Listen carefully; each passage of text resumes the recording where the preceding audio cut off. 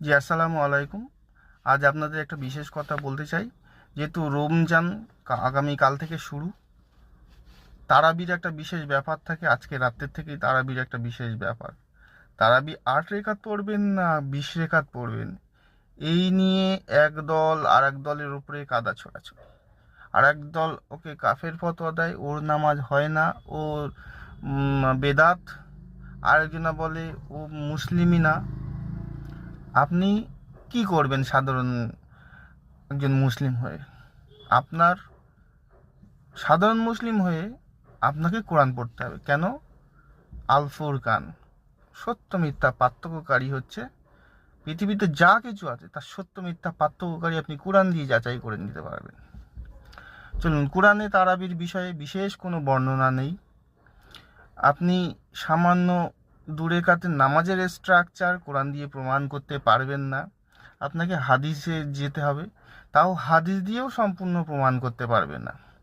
অতএব সেখানে তারাবির মতো যেটা একটা হাদিস পাওয়া যায় যে নবী সাল্লাল্লাহু আলাইহি সাল্লাম 3 দিন সলাতের তারাবি সলাতের জন্য মসজিদে আদায় করেছেন।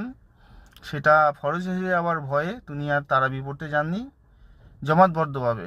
কিন্তু যেহেতু ফরজ হয়ে যাওয়ার ভয়ে এবারে তারাবি নামাজ ফরজ নয়, আপনি বলতে পারেন বিশেষ এবাদত। তা আপনি দলাদলি করছেন বিশেষ এবাদত নিয়ে, কিন্তু আল্লাহ কোরআনে নিষেধ করেছে দলাদলি করতে। সম্পূর্ণ দলাদলি করা হারাম। মুসলিমদের ঐক্যবদ্ধ থাকতে কথা বলা আছে, কিন্তু আপনারা থাকবেন না। আরেক দলকে কাদা ছুঁড়বে, ও আরেক দলকে কাদা ছুঁড়বে। জলসা মাহফিলে ওয়াজের ওরা ফতোয়া দেবে যে দলদলি করা হারাম, আবার ওরাই কাদা ছুঁড়বে। আপনি ভাবুন, তারা ওরা মুনাফিকের খাতায় নাম পড়ছে।